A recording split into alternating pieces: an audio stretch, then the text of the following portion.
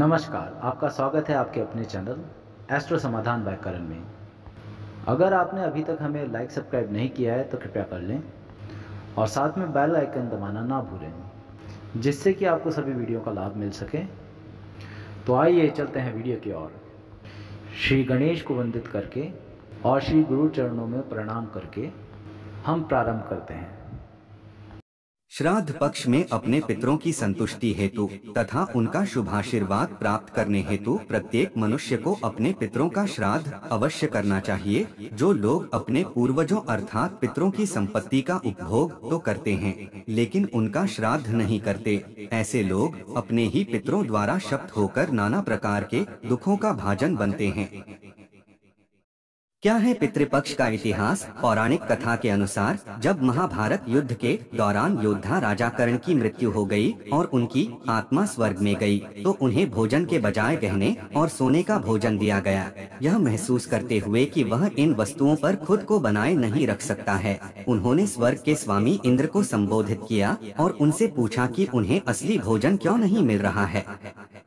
भगवान इंद्र ने तब उन्हें बताया कि क्योंकि उन्होंने इन वस्तुओं को अपने पूरे जीवन दान के रूप में दिया था, लेकिन अपने पूर्वजों को कभी भी भोजन दान नहीं किया। उस पर कर्ण ने उत्तर दिया कि वह अपने पूर्वजों से अवगत नहीं था। इस तर्क को सुनकर इंद्र 15 दिन की अवधि के लिए कर्ण को पृथ्वी पर वापस भेजने के लिए सहमत हुए, ताकि वह अपने पूर्वजों की स्मृति में भोजन बना सके और दान कर सके। समय की यही अवधि, जिसे अब पितृपक्ष के रूप में जाना जाता है।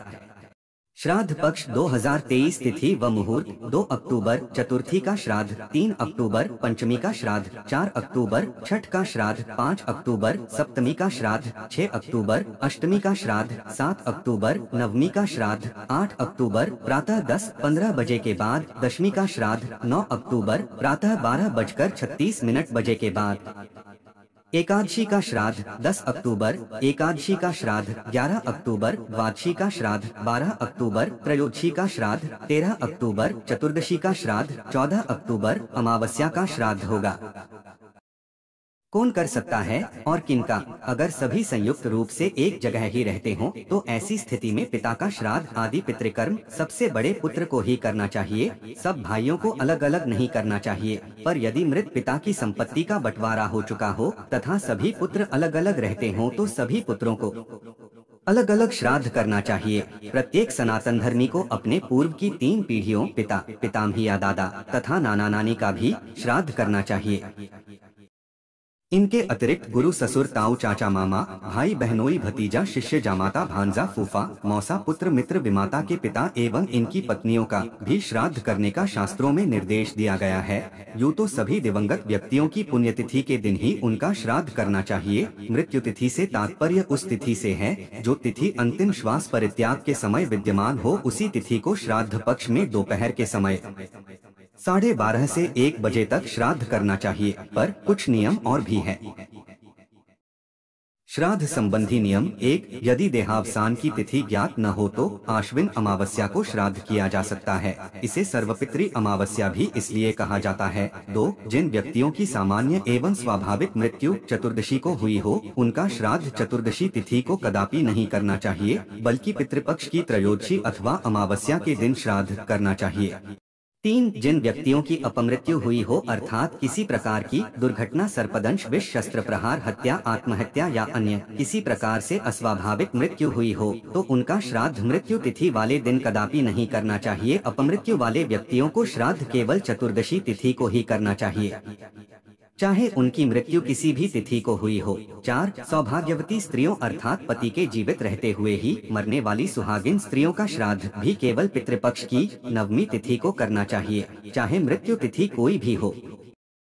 5. नाना तथा नानी का श्राद्ध भी केवल अश्विन शुक्ल प्रतिपदा को ही करना चाहिए, चाहे उनकी मृत्यु किसी भी तिथि में हुई हो। 6. स्वाभाविक रूप से मरने वालों का जिनकी तिथि ना पता हो उनका श्राद्ध आश्विन कृष्ण अमावस्या को करना चाहिए। 7. पिता के लिए अष्टमी तो माता के लिए नवमी की तिथि श्राद्ध करने के लिए उपयुक्त मानी जाती है।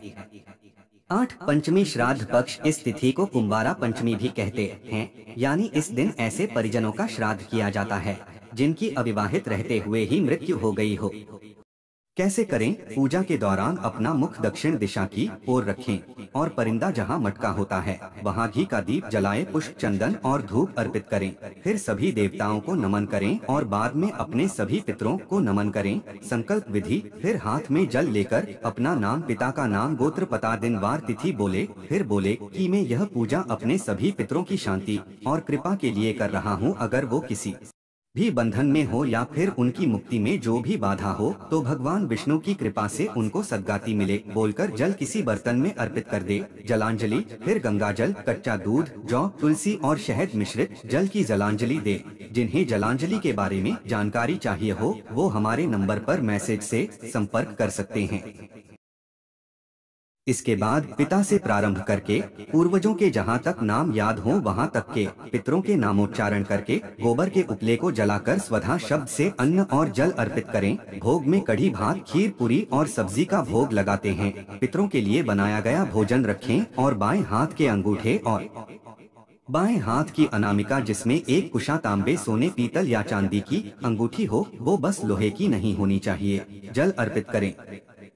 इसके बाद भोजन के 5 भाग बनाए, गाय का, कौवे का, कुत्ते का और चींटियों को खिलाएं। 5वां भाग प्रसाद रूप में सभी परिवारजन संग ग्रहण करें। पूजा के बाद इस दिन भगवान विष्णु और यम की पूजा करें। इसके बाद तर्पण कर्म करें अगर संभव हो, और अगर संभव नहीं हो तो पितरों के निमित्त श्री हरि, विष्णु और गरुड़ भगवान का ध्यान करें और इस विधि का प्रयोग करें। हाथ जोड़कर 3 बार देवताभ्य पितृभ्यश्च महायोगिभ्य एव च नमः स्वधाय स्वाहाय नित्यमेव नमोस्तुते बोले। उसके बाद 1 बार गीता का 3 और 8वें अध्याय का पाठ करें या 3 बार गजेंद्र मोक्ष का पाठ करें। अगर समय हो तो आप दोनों भी कर सकते हैं। 1 या 3 माला ओम नमोः भगवते वासुदेवाय का जाप करें। 1 माला ओम क्रीं क्लीं ऐ सर्वपितृभ्यो स्वात्म सिद्धे ओम फट ओम सर्व पितृप्रम प्रसन्नो भव ओम नमः का जाप करें। 1 माला ओम हरि बटुकाय आपद उद्धारणाय कुरु कुरु बटुकाय ही ओम श्री कुल भैरवाय नमो नमः।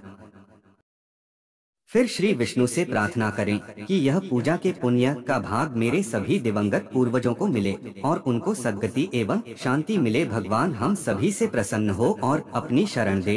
इस पूजा में हमसे कोई गलती हो गई हो तो उसे क्षमा करें बोलकर शीश नमन कर लें। क्या करें क्या ना करें, हर श्राद्ध में नहीं तो कम से कम यह विधान हम सर्वपितृ अमावस्या को जरूर करने की कोशिश करें। वैसे श्राद्ध पक्ष में 4 ब्राह्मणों को भोजन कराने का भी विधान है।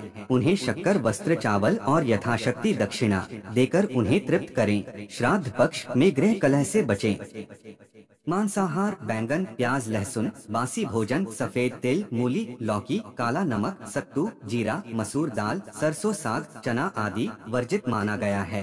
इनका उपयोग करने से पितर नाराज हो जाते हैं। शराब पीना, मांस खाना, मांगलिक कार्य करना, झूठ बोलना और ब्यास का धंधा करना भी वर्जित है। निर्धन, पक्षियों, ब्राह्मणों, आश्रितों और जानवरों को हो सके उतना दान करें। आपके जीवन में उतनी वृद्धि, सुख और शांति की स्थापना होगी। साथ ही आपके पितरों का भी आशीर्वाद मिलेगा।